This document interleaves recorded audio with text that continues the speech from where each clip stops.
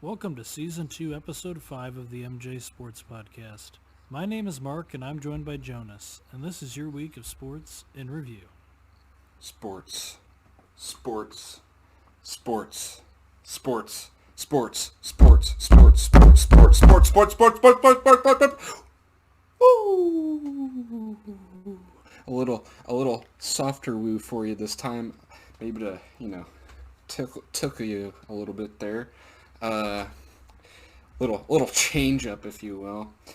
If we're talking about baseball a little bit, but yeah.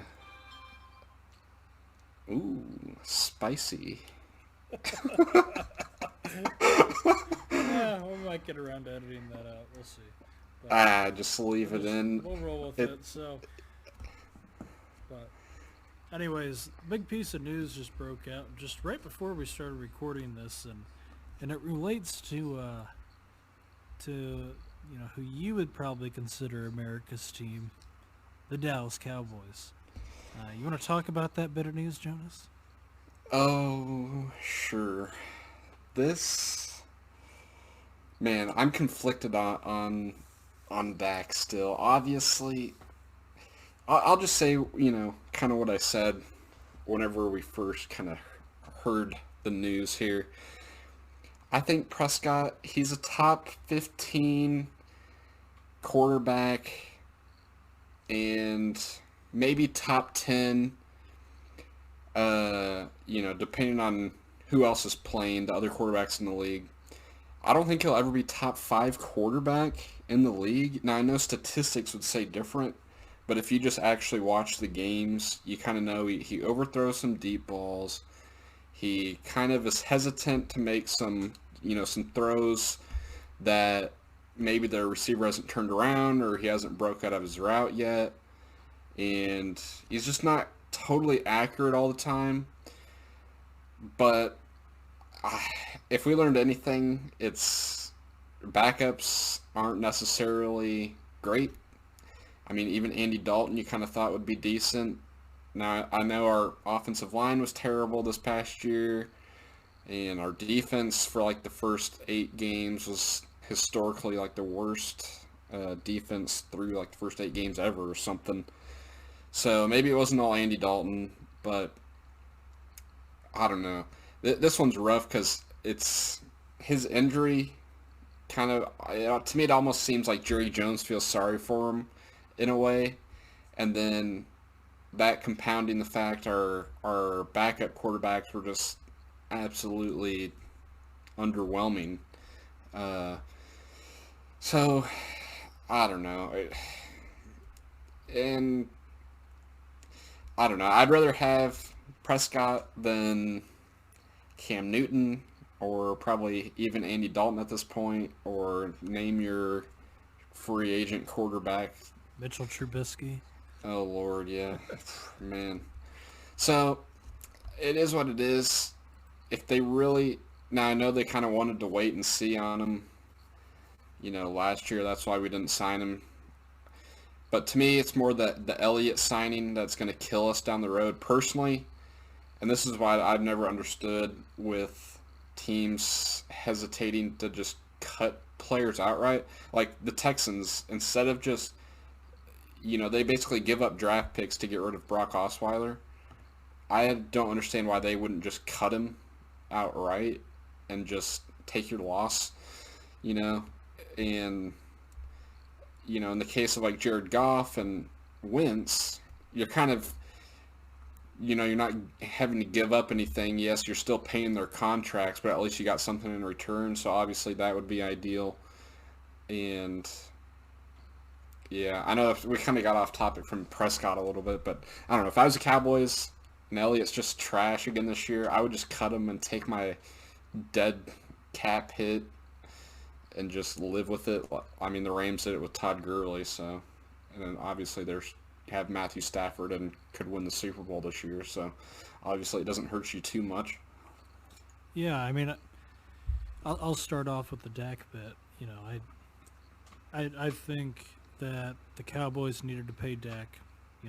That you can argue about the contract details, but they needed a quarterback and they needed Dak, so they went out and they paid him. As far as Elliott goes, yeah, I mean I think I agree with you. Like Pollard is he's looked good, and honestly we've seen the cap hits look a lot worse on paper, and people talk about them all the time about, oh, this is going to be so damaging to the organization in the long run if they just outright cut this player instead of seeing if they can actually get their investment. But we've seen, like what you said with Rams and some other teams recently, honestly, it doesn't have any long-term effects really. Like you I mean, pretty much it's have, like 1 year yeah, that it hits you hard, but the tough situation comes in when that cap hit forces you to have to cut other players. That's the part, and I guess it just depends on how the contract's structured and how the team's at formatted in some of their salary stuff. But no, I totally agree with you. I think there's nothing good if Zeke can't perform to the level that he's expected to be performing to.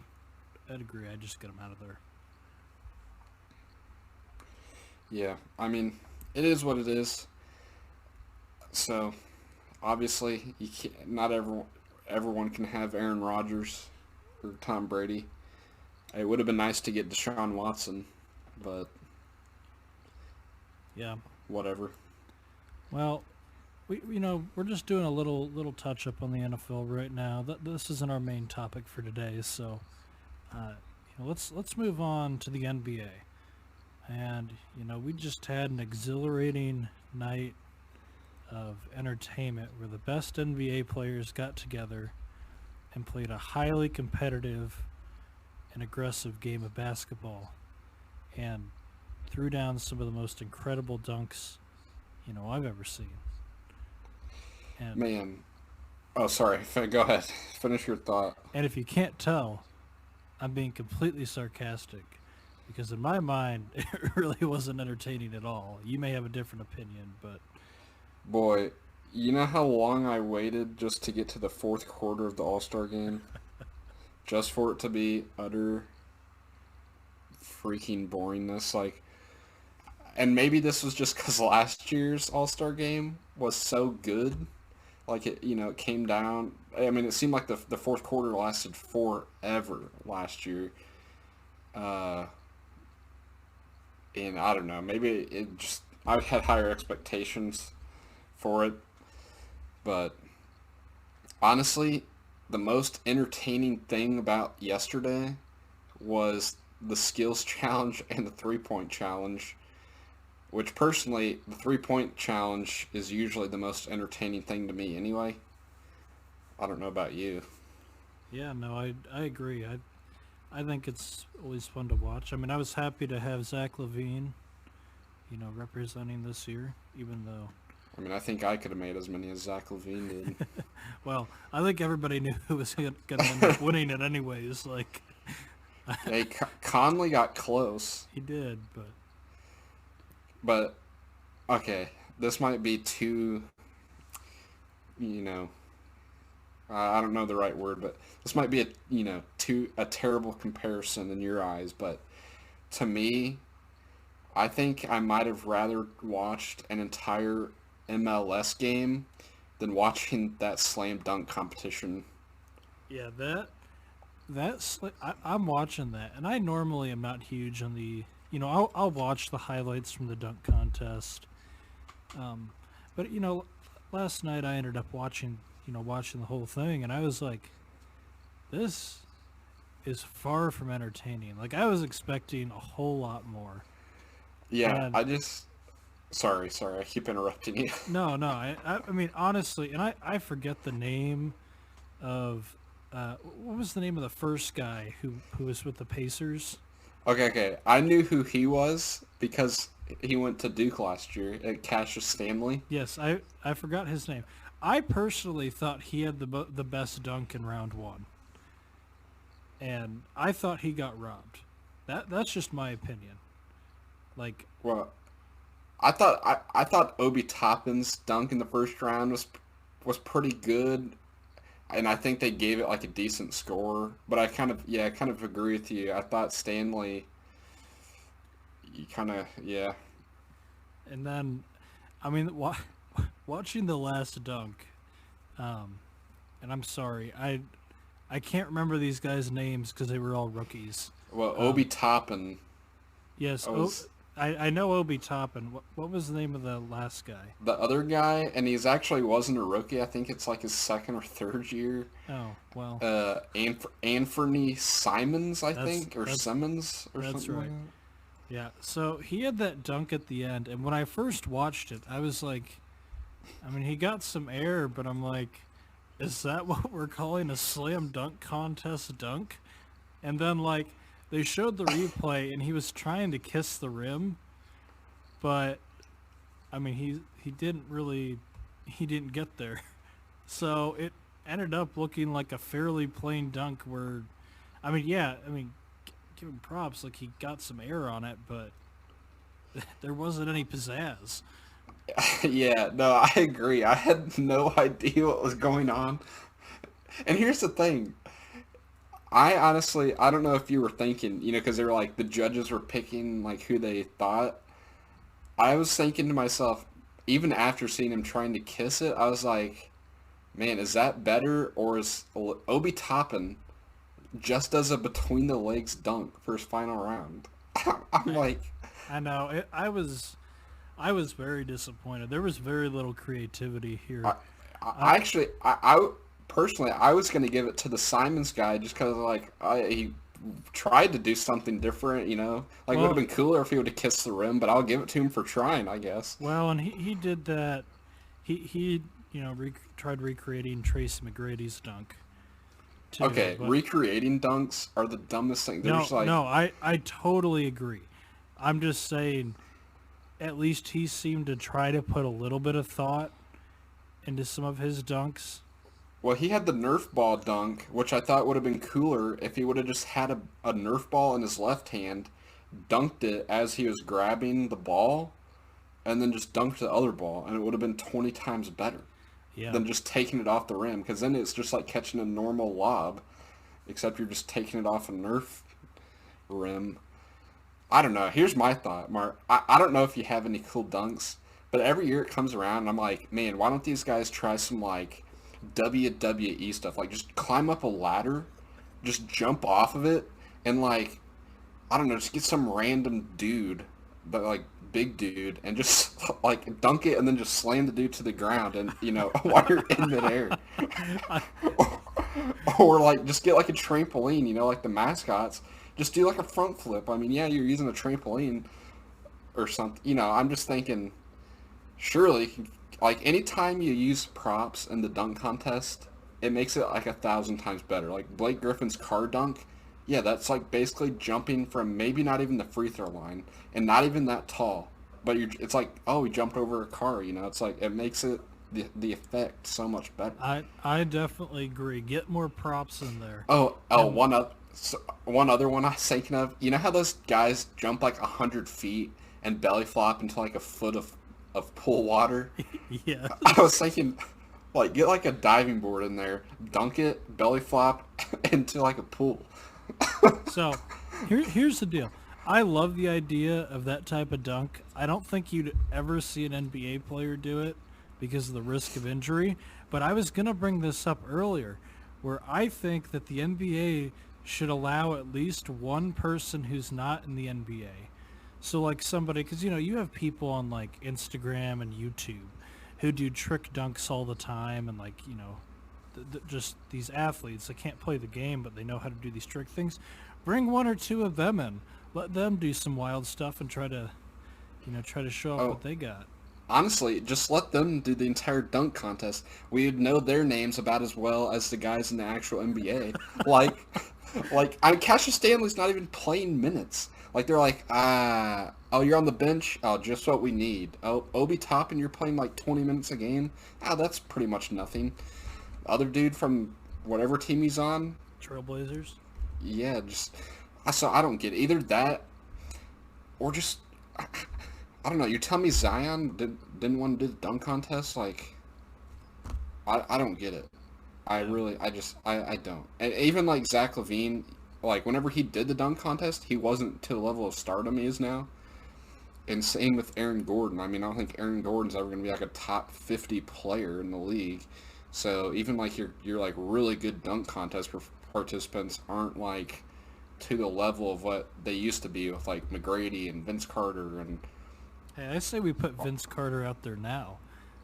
he's probably better than I'm saying he kissing could. the rim. He'd probably have some more creative and wild things to pull out. I mean, with props, at least I could dunk on the 10-foot rim. I mean, Yeah, I totally agree. I thought it was overall a pretty underwhelming night for the yeah. NBA.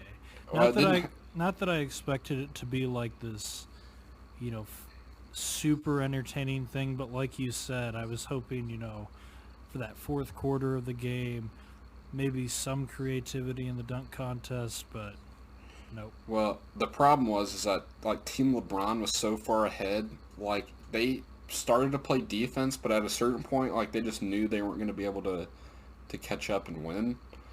So, and James Harden was like pretty much going all out there, kind of towards the end. So, I think more so, LeBron, if he wants to be a GM, it's going to be real easy because he has not lost one of these drafts since they've changed the format. Yeah, So, I'd also one other thing. Everybody's talking, and like I've seen all sorts of stuff talking about Giannis and how he went 16 for 16. He literally dunked every single one of those balls. he had three-pointers, though, and he banked one in, so he kind Wow, of got lucky on that one.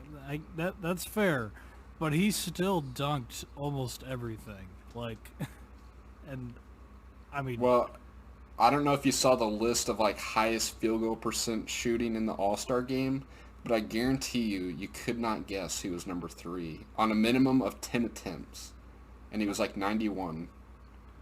well, who was it? It was Rudy Gobert from last year. Oh, Yeah, so that's the level of competition you're trying to deal with here. yeah.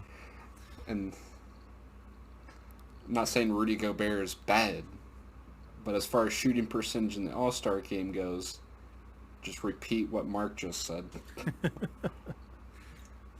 Well, that's enough of the NBA, because again, that is also not our main topic for today. We're going to go real quick over to the MLB, and I've just got one quick thing. We're in the middle of spring training. Who really cares? I mean, I kind of care because I'm just happy to have some baseball back. But pretty much the last free agent of, that's got some fairly significant name recognition was signed. And I gotta say, I'm really puzzled by it. Jackie Bradley Jr., the former Red Sox, was signed by my Milwaukee Brewers. A 2-year, $24 million contract. The second year is a player option. So I would understand, this signing a little bit more if Lorenzo Cain was opting out again, or, we didn't have another big need like, I don't know, third base.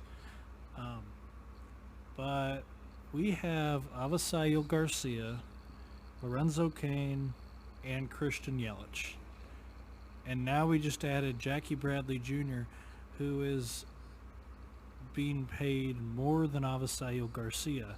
So essentially we are going to have one outfielder on the bench most days who's being paid at least $10 million.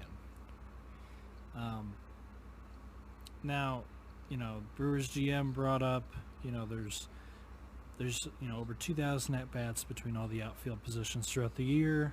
The idea was to have, super depth out there, the ability, because, and granted, I get it, Kane's getting up there.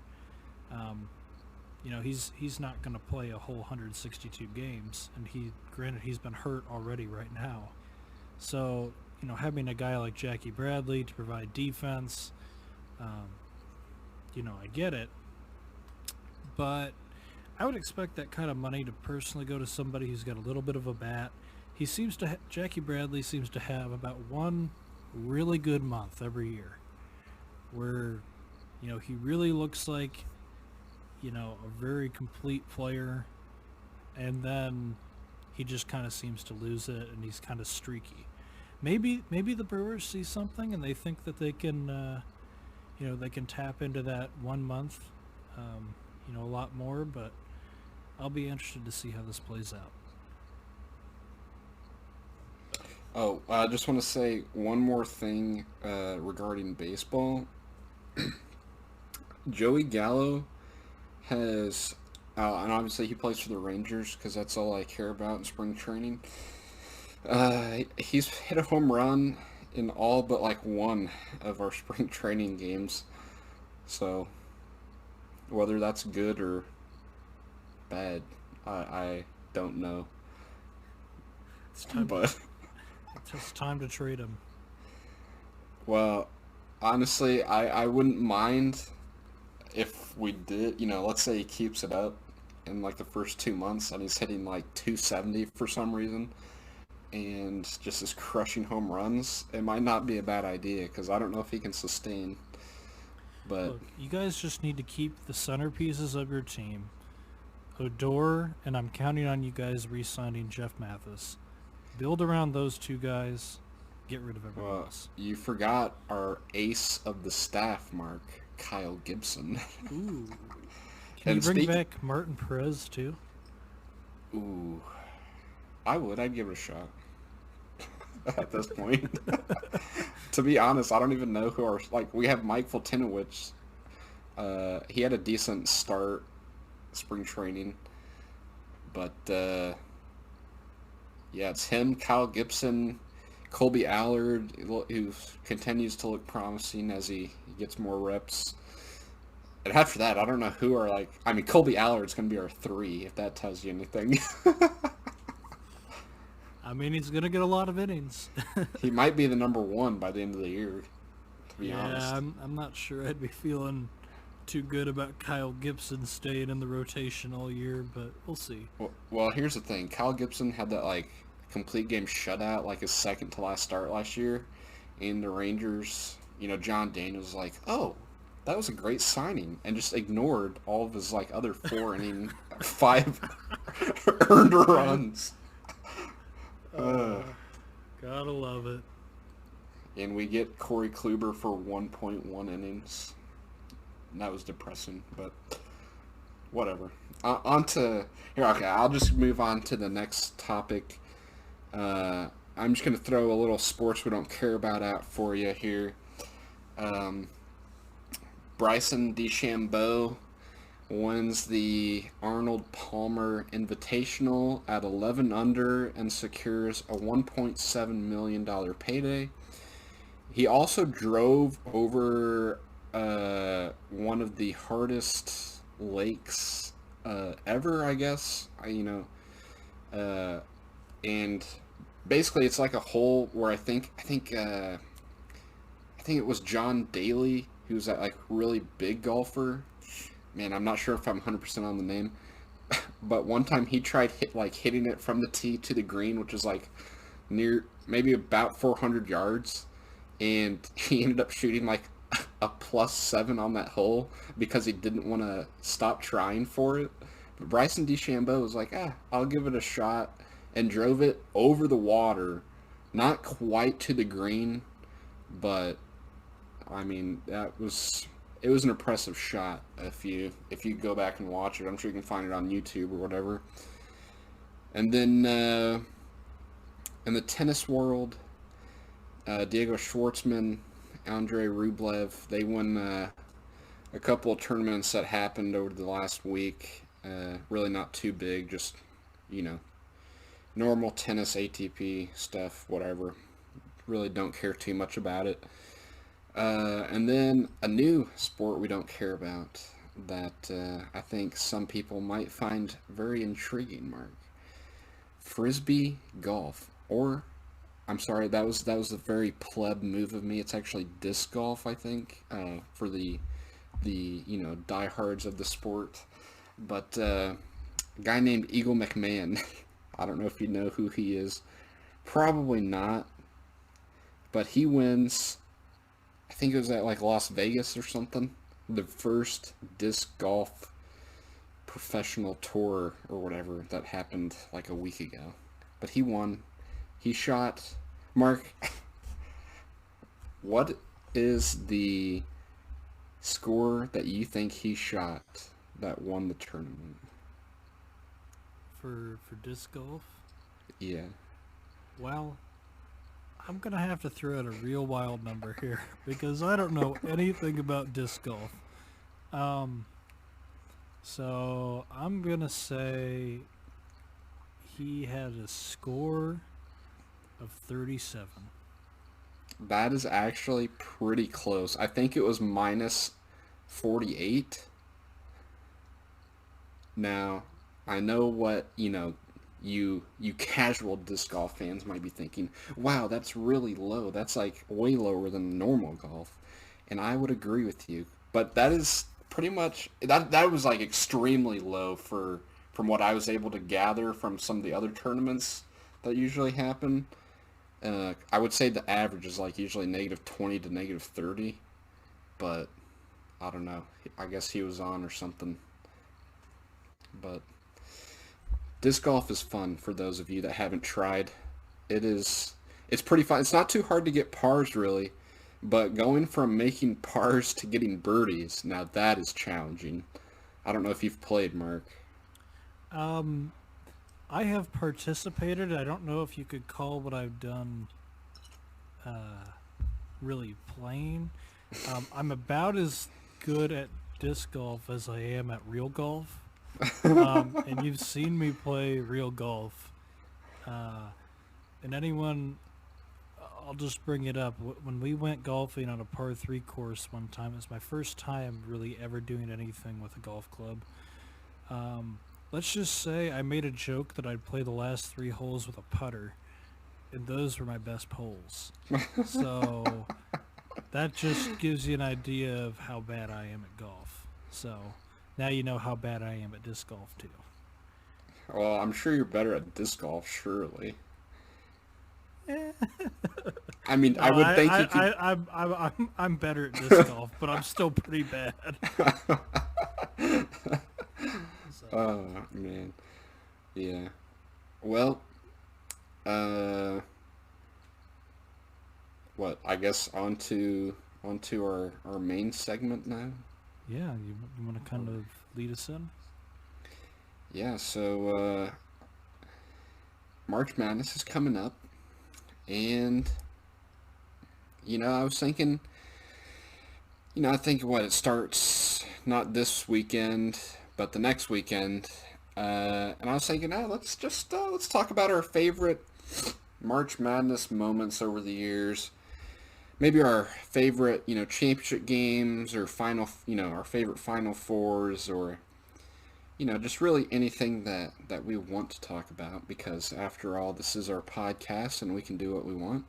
So we're just gonna, I'll start with probably the greatest championship game of all time, 2015, Duke beats Wisconsin. Grayson Allen had a quarter of our points. Tyus Jones, he had like 25 points or something like that. We didn't even need Jahlil Okafor. And yeah, I mean, that was undoubtedly, it was the greatest championship game of all point, just because we beat Wisconsin. Yeah, so one of my favorite moments also comes from 2015, and I just want to say that after this game, this game felt better than any championship you could ever win. I promise. I'll agree with you somewhat. I have had the privilege of watching my Packers win a Super Bowl during my lifetime. So I know what it feels like, when your team wins a big game. This game felt so much better than that. So it's 2015. We were at the Final Four. There's this little team. You probably haven't heard of them much because they're hot garbage now, and they've got an overrated coach. But you may have heard of this school called Kentucky. Kentucky was coming in. They're having an okay year. They were 38-0. And get down to the Final Four. Everybody's expecting to beat the Badgers. And actually, tell you what, give me 1 second here. I just want to pull up this roster for you. Because I remember some of your guys. You had Sam Decker. Well, I'll let you indulge. So let's go down the list here. So head coach Bo Ryan, was a great coach, phenomenal coach. But this is that roster. So I'm only going to name off the players that actually played, not the seniors who played on senior night for 30 seconds. You've got Brevin Pritzel. You've got Nigel Hayes, and Nigel for a little while looked like he might be able to do something in the NBA. I think he had an undrafted workout with the Bucks, and nothing ever materialized. Let's see. You had Charlie Thomas, who was one of my favorite players. Just this massive unit of a center, and pretty much was just the team truck. Like, you needed a hard foul, he was going to do a hard foul.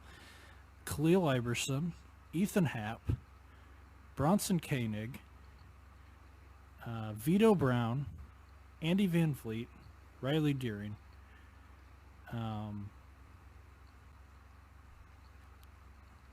Hold on, let me double check on this roster real quick. Did you already say Frank the Tank? Yeah, this was not the right roster. Wow. All that for the wrong roster. Well, a lot of those players were on the...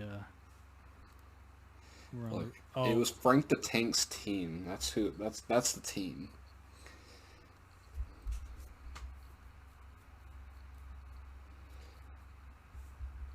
Well, okay, here we go. Okay. My apologies.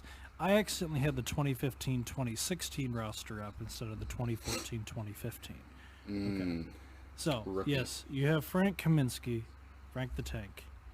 You had Sam Decker, Nigel Hayes, who I mentioned, Bronson Koenig, John Gasser, Douye Dukin, who ended up playing for the Kings for about 5 minutes, Trayvon Jackson, Zach Showalter, Vito Brown, Riley Deering, Aaron Mesh, Matt Ferris, and Jordan Smith.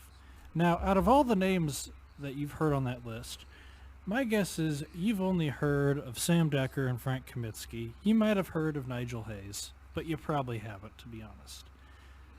And they went out there, and that was a Duke, or that was a good Kentucky team, and they beat that 38-0 Kentucky team, and that was about the sweetest thing that I've ever felt from Wisconsin sports.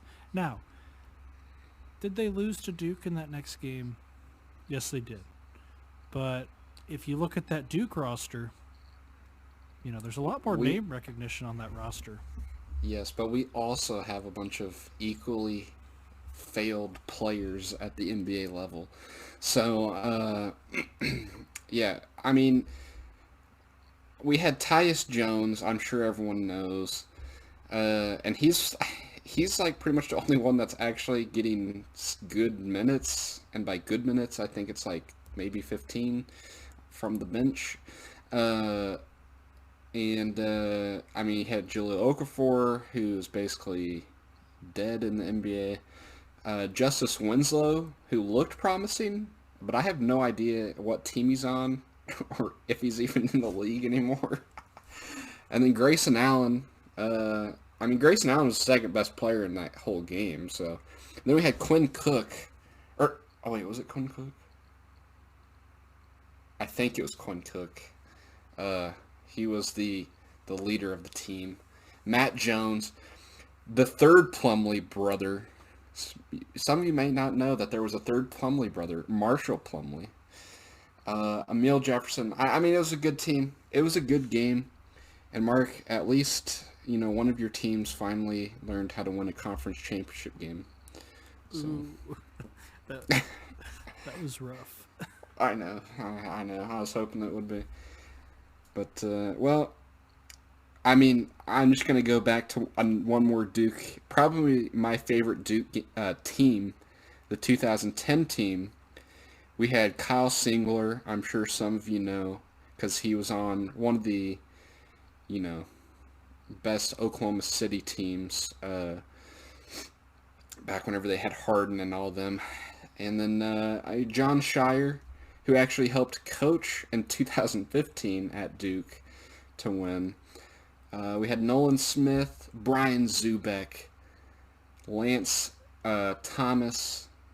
We had the two Plumlee brothers, Miles and Mason. We had Seth Curry. And the reason I like this team so much is because it was the last year where we actually cared about having a good college team and continuing to develop our college athletes.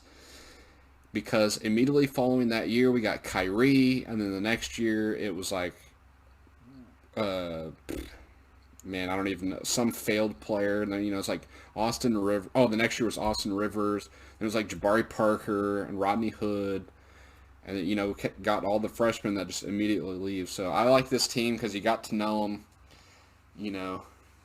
I mean, Shire was a senior, Zubek was a senior, Singler and Smith Jr. So it was just nice to actually have a team where you got to know the players. And I'm sure, Mark, you get to experience this every year because nobody from Wisconsin goes to the NBA. But, yeah, it was... Oh, and then you have possibly one of my favorite March Madness moments, and that would be Gordon Hayward barely missing the game-winning shot. That whole, while the ball was in the air, or really that final 3 seconds of him dribbling and shooting, that felt like a millennia. But boy, did it feel sweet when it clinked off. My favorite moments, and I wouldn't say a lot of my favorite moments are as much particular moments in games themselves, but I like seeing teams that have no business doing anything in March Madness, getting an upset. So, like Florida Gulf Coast in 2013. Man, that was that long ago. I know. I just feels like saw just yesterday. I know. I saw 2013, and I was like, oh man, that 2013 does not seem that far ago. But they ended up becoming the first 15 seed to ever win 2 games in the NCAA tournament. And that all started with a win against Georgetown. And then we have a more recent run, which was Loyola Chicago. Yeah. They made their little run in 2018. I'm so like little moments like that. Just I love the upset. My brackets usually suck because I put way too many upsets in them because it's just wishful thinking. I mean, some years you get it, but it's just not as often as you think mentally. Yeah. It's really tough to predict, and especially like, a lot of these schools that you haven't heard of, they're coming from they usually have a much smaller pool of players they're working with, and it's hard to predict. So. Oh yeah, and then I mean you have UMBC, the first 16 seed to win, and then that's the next year Virginia turns around and then wins the whole thing, which I don't know why I didn't pick Virginia because, the year they lost to UMBC, everyone was picking them to win. Like, oh, they're the best defensive team, they're going to win easily. And then the next year, everyone's like, oh, Virginia, they just lost to a 16 seed. They're terrible. Forget about it. And I was thinking, I forget who I picked, but I was thinking, man, I picked Virginia to go to the Final Four, but I was thinking, maybe I should just pick Virginia because the year I don't think they're going to win. Oh, I think I did pick Virginia when they lost in the first round. That's what the problem was. Yeah, so that royally messed up my bracket that year. But, man, I wish I would have picked them. And then obviously, I mean, Butler, 2 years in a row, getting to the championship game, which is just incredible. I don't know if you, and you said you don't really have necessarily favorite moments, but I remember like Butler was a 9 seed in 2011, and they were playing Pittsburgh, who was the 1 seed in the second round, and they were down by like 1 or 2, I think, and a guy named Matt Howard, who was one of their key pieces the previous year, uh, and I only remember that because they played against Duke, but he like grabbed the rebound off like a missed free throw, which I think would have put Pittsburgh up by like 3 points.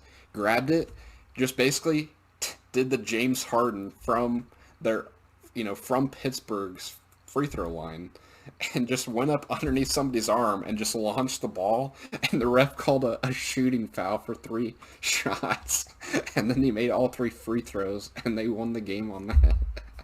So that was just, I don't know, that moment just had me dying laughing. But I gotta say, and this one of my favorite March Madness games is, and I know I'm picking another Wisconsin game, but this is truly an incredible game. And I don't know if you saw it. I actually think I watched this one in a hotel when my dad was visiting with him. But it was in 2017. The number 8 Badgers were playing the number 4 Florida Gators. And this is just like, that Florida team was incredibly physical. And I just remember it was back and forth all night.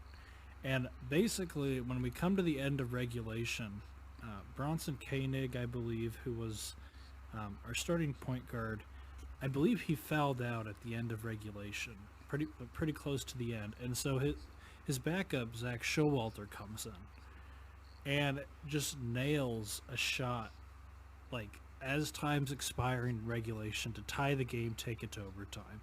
And, like, this is a game where, like, it seemed like everybody on both teams had at least 4 fouls. Like, and so it was like everybody was like, it was an incredibly physical game, but like at any moment, like another big player could foul out.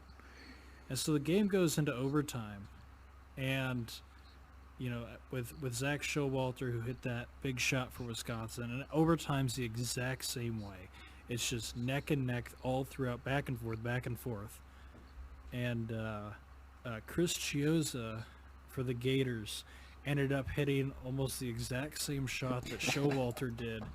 And mind you, Showalter's shot at the end of regulation was like one of those threes that he's like falling back as he's shooting it, like onto the ground. It was incredible. Hits a very similar shot as time's expiring in overtime to give the Gators an 84-83 overtime victory over the Badgers. Like, it was just such an incredible game, even though it's one of those games where I was, kind of exhausted myself after watching it. But yeah, no, I watched that game, but I was at Hertz Donuts during like overtime. But yeah, that was, I thought you guys, that was one year I was actually really cheering for you guys to win, and I thought you guys were going to win that game because yeah, you guys were ahead before we made that game-winning shot. So, because didn't you make like a shot with like 3 or 4 seconds to go to take the lead? Did you say that? Yeah, I believe so. We were up 83-81 with 2.7 seconds left in overtime. Yeah. Yeah, I was thinking, I was like, Wisconsin is going to do it. Because I think Duke was out. We lost to South Carolina that year, I think. What year was that? 2017. Oh, no, that was the year after that, I think. Oh, no, maybe that was when we lost. I don't even know, but yeah, because you guys beat Villanova, and every year I kept saying, like, every single year, I was like, Villanova, and mind you, the year before Villanova won the championship, but I was like, Villanova, before they won the championship 2016, I was like, Villanova and Gonzaga, they will never win. They always will lose in like the first round. And actually, I picked you guys to beat Villanova that year, and I felt very proud of myself. I appreciate your confidence. I mean, I always pick an 8 or 9 seed to win. And actually, I think the year after that, I picked Florida State as like a 9 seed to beat number 1 Gonzaga because I never trust Gonzaga or Villanova. You gonna trust? And then Florida State did win. So You gonna trust Gonzaga this year? oh, it depends. It depends on who they play, but probably because usually you don't get I remember we were talking, and you were like, "It is very unfortunate that you guys were an 8 seed." Because we were, I remember us talking, and we were both like, "I feel like you guys should be like a 6 seed that year," but they put you at 8 for some reason. Yeah, I think that was a year where there was a lot of that was another year where a lot of Big Ten teams got in. Because if I remember correctly, I think Michigan State had a big year that year. And there were a few other teams, and so I think like part of the Big Ten tournament was part of what determined that as well. But yeah, I vaguely remember that. But yeah, I mean, I mean this year I think is going to be tough for. I'm not sure how far you guys are going to go this year, just because like the Big Ten is ridiculously good, and you guys have lost like 6 games by like less than 5 points. Like we played Iowa the other day, and I watched the game, and like we got down early, and then we came back, and we actually ended up taking a lead in the second half, and I couldn't believe it. And then we just couldn't finish, and we just haven't been able to finish lately. And yeah, I mean, I kind of agree with you. I mean, compared to other Big Ten teams, it's gonna be tough. It's really gonna depend on who we get matched up with, but I don't think this is gonna be a Wisconsin team that makes a big run or anything.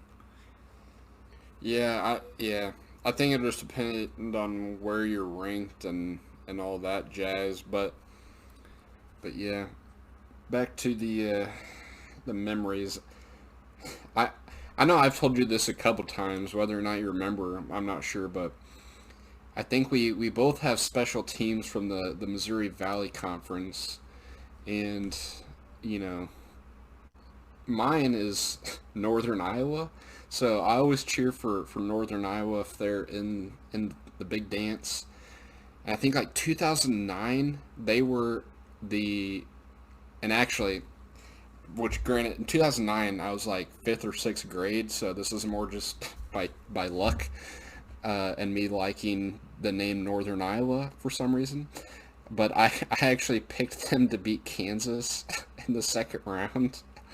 And I remember this name just because it's so wacky.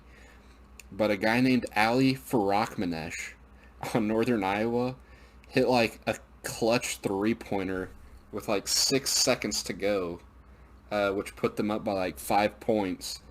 And they ended up winning the game.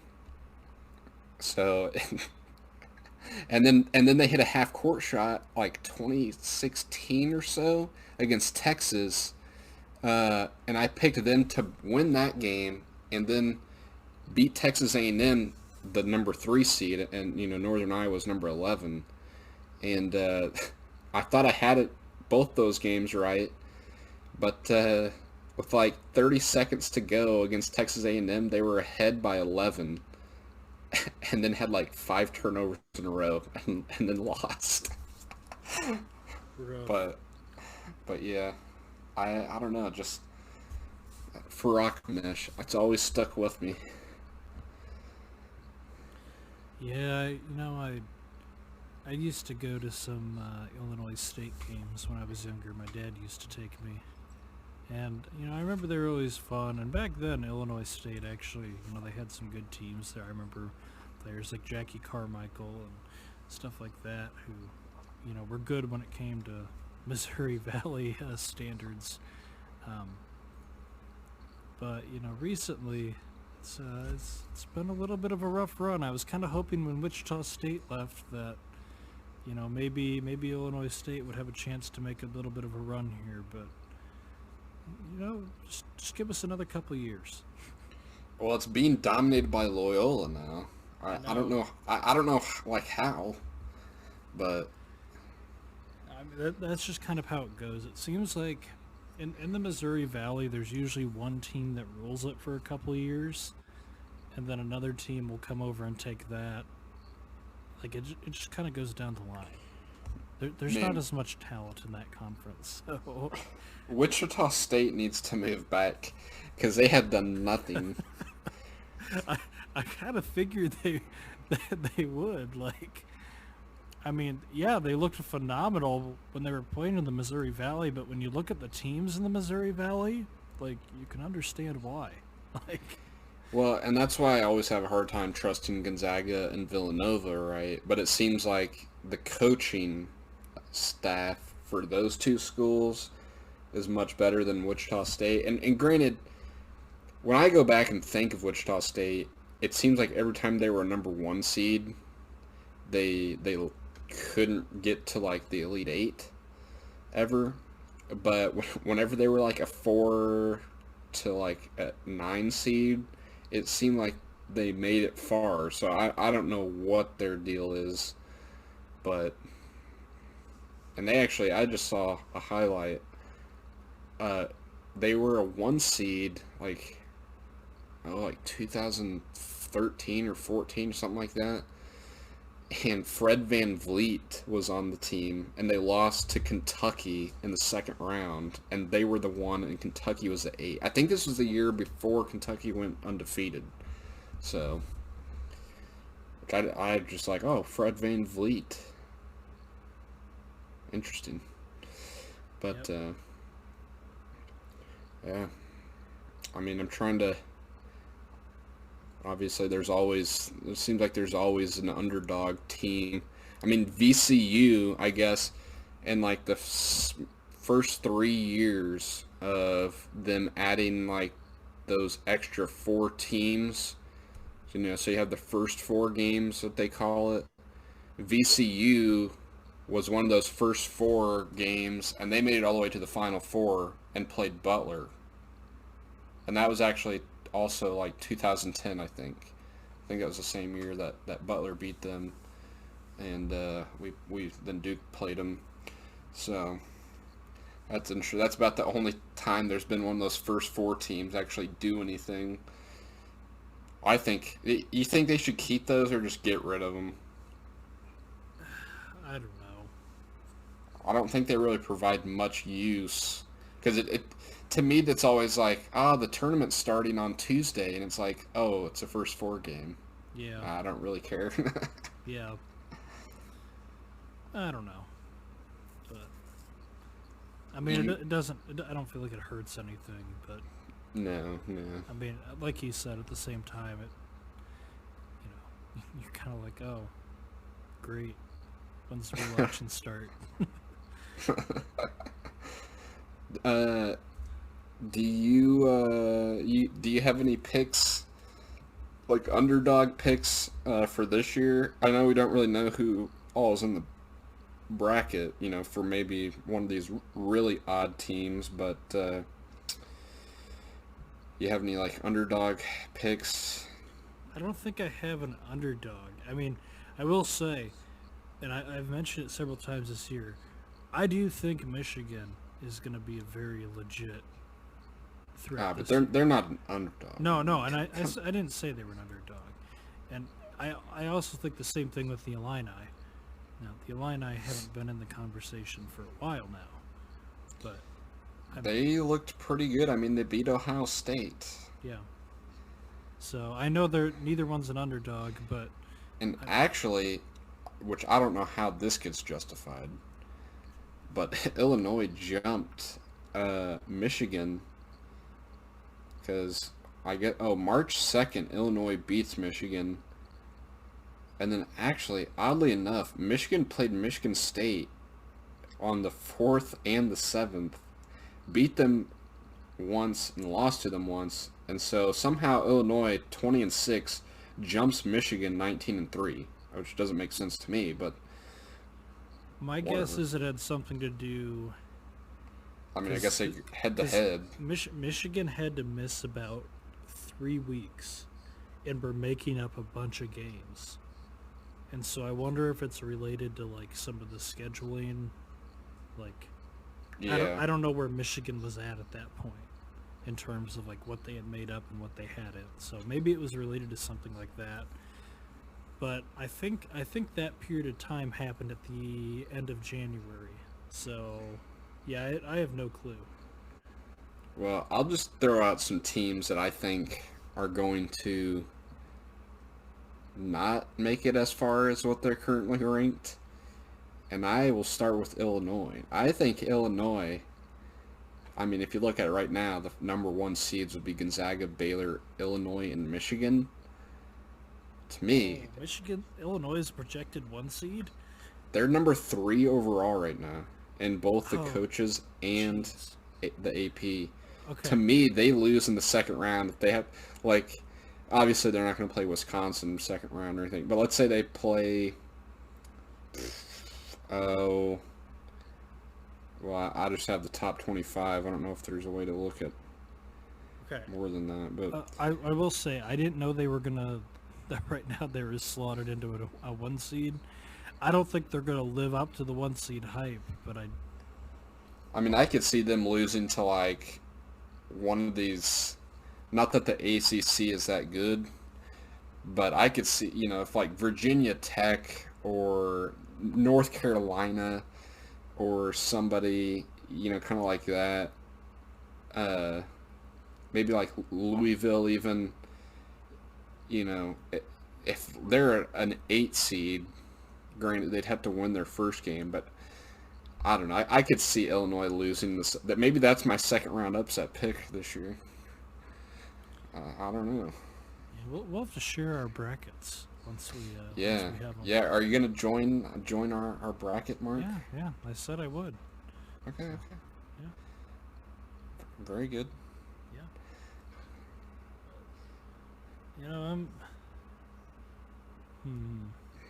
I mean, I don't really have too many more moments that I obviously have like that Jimmy V North Carolina State team where like Lorenzo Charles gets the put back dunk on the air ball, like that's a classic moment. You have, man, what else? That seems like the most classic of all of them, just because they were like the lowest seed to ever win or something like that. Yeah. I know I don't have. I mean, obviously, I'm forgetting about one of the most obvious ones ever, Mark. The Christian Lightner catch from Grant Hill, full court pass, turn around, fade away, jump shot to beat Kentucky in the Elite Eight. Oh. This brings me to just one other little thing that hopefully, I don't think it'll last too long, but Mark, is Christian Lightner the best college basketball player of all time?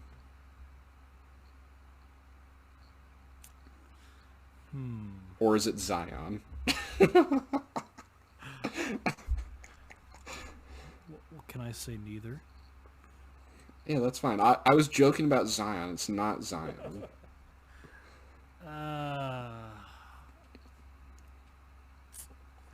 Now you're making me think.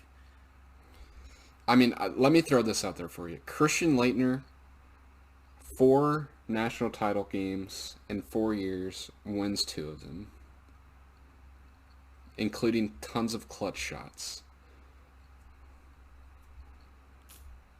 And I'm talking strictly just college basketball, not what they did in the NBA. I mean, I think there's definitely a good argument there for Leitner. I mean, the other one that comes to mind is probably Pete Maravich. But yeah, I guess. But I mean, Leitner. I think Leitner's got a little bit better name recognition. I don't know if there's like as much of a definitive best college basketball player ever, but I mean, Lightner, certainly, I don't have any problems with you calling him that. Nice. I mean, personally, I would say, Frank the Tank, but... Oh, Lord. I will say, well, or I will say, I think personally, like, like that whole UCLA, you know how UCLA has like so many championships and John Wooden this and John Wooden that, and I'm just like, they only had to win 3 games to win the championship back whenever they won all those. So to me, anything from before you had to win like 6 games to win the championship, I just discount in terms of championships. That is. Well, I think you just cut it in half, because then, if they have six, but they had to win 3 games instead of 6 games, they won 3 championships. I guess that's I guess you could call it that. That's another way to look at things. But, well, I don't think I have any other particular moments that stick out in my head. No, I guess the only thing I didn't mention, and just because this season ended so salty, was the Zion year that we had so many close games that we scraped by just to lose in the Elite Eight. Depressing. That's all I can say. That would have been the greatest championship of all time.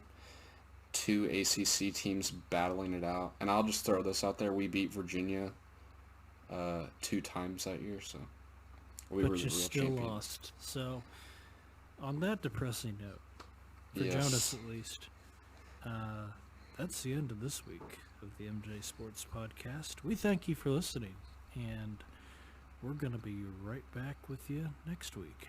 See ya.